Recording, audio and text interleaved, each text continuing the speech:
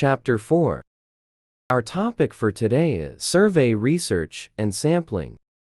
The survey is a group of research method commonly used to determine present status of a given phenomenon. What is survey research?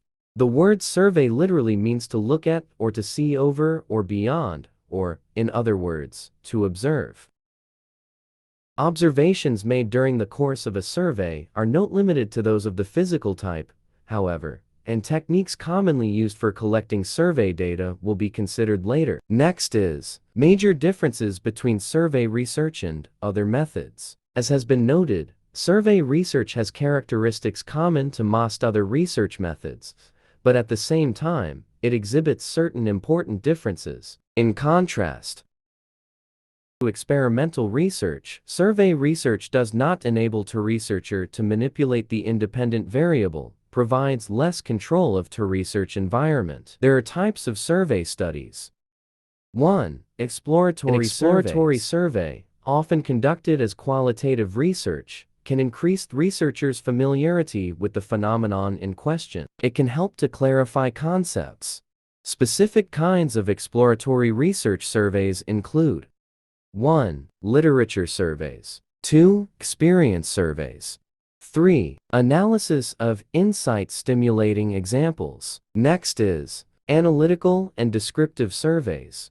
A second general type of survey, but one that is seldom labeled as such in the literature, is the analytical survey. In practice, however, most researchers seem to consider an analytical survey essentially as a kind of descriptive survey, and they do not distinguish between the two. Basic steps of survey research. An overview. It has formulating objectives. As is true of any research, in selecting the method and in designing the techniques to be employed, one must consider the objectives of the study, or how data will be used. Next is selecting data collection techniques. This stage is a critical point at which safeguards against bias and unreliabilities should be introduced. 3. Selecting the sample.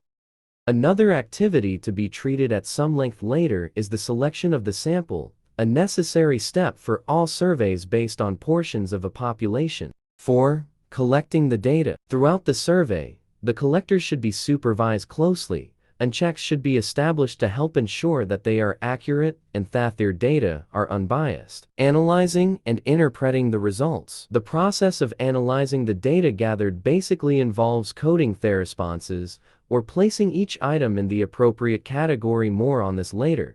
Tabulating the data. The researcher also should describe fully different steps that will be taken to interpret the data. Survey research designs. A common design for survey research, and one that facilitates the analysis of relationships, is known as the static group comparison. It is quite similar to a so-called pre-experimental design. Can be diagrammed as follows. Or, with more than one level of X, the design becomes. A second, relatively common example of a survey research design is known as the panel design. The panel design is a slightly stronger design than the static group comparison because it takes into account the time sequence and changes over time by collecting data on the X's and O's. The panel design is diagrammed as follows. Survey research costs.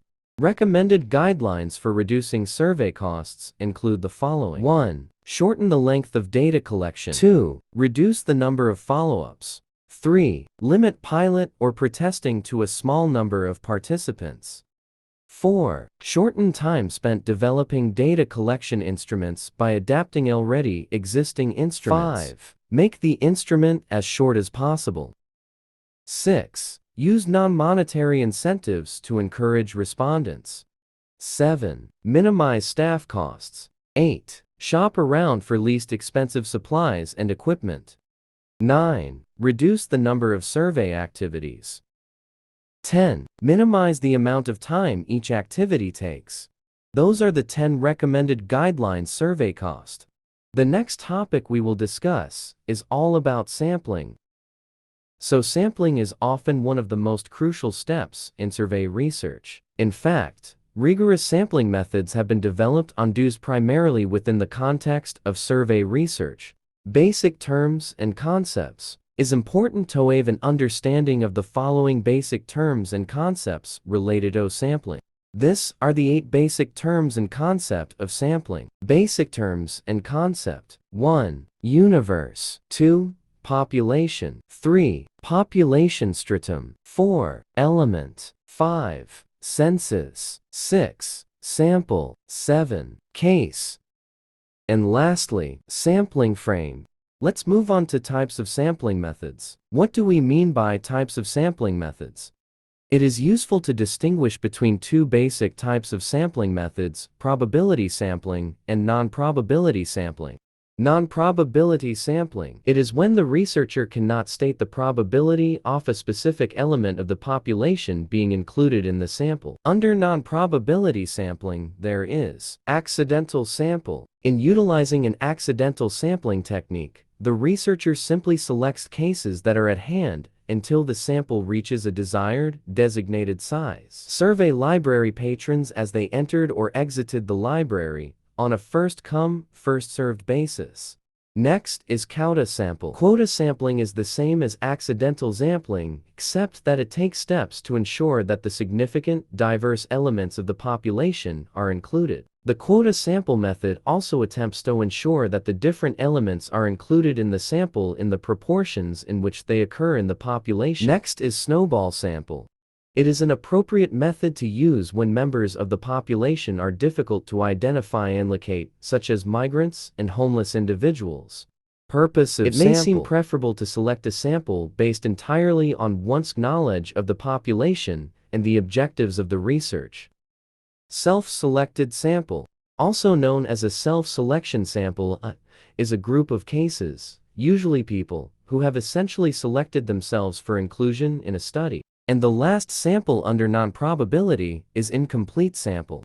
As was indicated earlier, the primary purpose of sampling is to select elements that accurately represent the total population from which the elements were drawn. Those are the 6 sample under non-probability. The next topic is probability and the samples under. What is probability sampling? Probability sampling enhances the likelihood of accomplishing this objective, and also provides methods for estimating the degree of probable success. That is, it incorporates probability theory. Next is the simple random sample. Simple random sampling is the basic sampling method of survey research. The technique of simple random sampling gives each element in the population an equal chance of being included in the sample. Selecting the simple random sample. There are several techniques available for selecting a simple random sample. Traditional methods include the roulette wheel or lottery type approach. Systematic sample, a method of selecting a random sample that is considered by most to be as reliable and accurate as simple random sampling is systematic sampling. For example, the researcher may have a population list of 1,000 elements and decide to select every 10th element for the sample. This would be a sampling interval of 10 and would result in a sampling ratio of 1:10 and a sample of 100.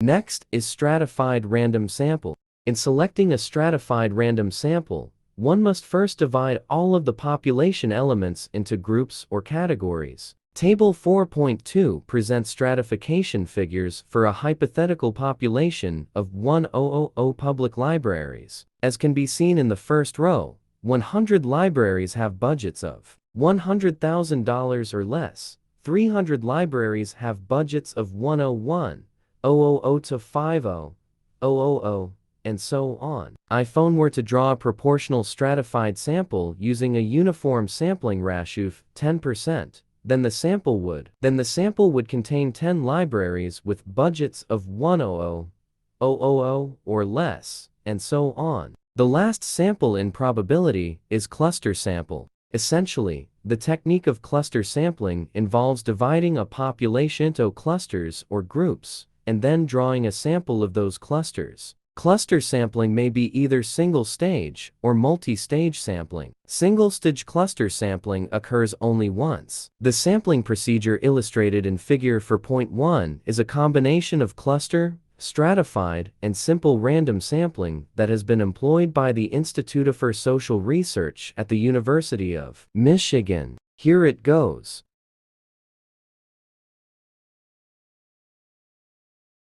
Table 4.3 Population Characteristics and Appropriate Random Sampling Techniques. Next to be discussed is determining the sample size.